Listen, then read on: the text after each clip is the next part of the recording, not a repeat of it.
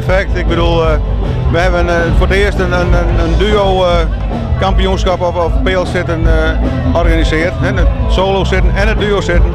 En dan hoop je dat het al jaar rent, dat het rennen moet. En dat is gelukkig gebeurd. Je helde die jouw openingsspeech bij de prijsuitreiking aan, een 4 en een zoon. Afschiet nam van die zoon 50 en toch 24 uren. Wie dat belangrijk? Ja, dat ik hem hier is voor de achtste keer, dus misschien kunnen we dan naar 80 dagen. Dat je dat hebben horen willen. Maar ik denk net dat we hier volle langer op praten moeten. Iedereen heeft er hopelijk zijn voordeel met die, want we weten nou hoeveel decibel zo'n 50 is. Ja. En ja, we moeten zien dat we het zo gauw mogelijk met de gemeente, want het is uiteindelijk uw partner, daar vraag je een vergunning bij ons, net bij de buurt. Ja. We vragen bij de gemeente om een vergunning te verlenen en ik hoop dat de gemeente dan duidelijk keuzes maken wil.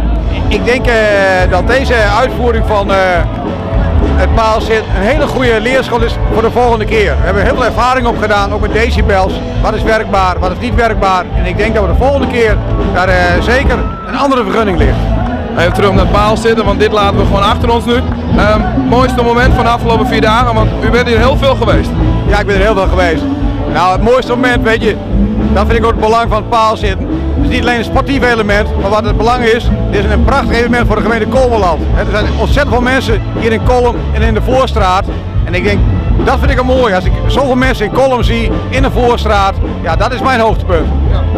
Dus het mag nog een paar jaar doorgaan? Ja, want als je ook kijkt van jullie als RTV NOF hebben er heel veel aandacht aan besteed. Maar ook lokale media, landelijke media. Ja, Kolm was eigenlijk een beetje het middelpunt van Noord-Friesland.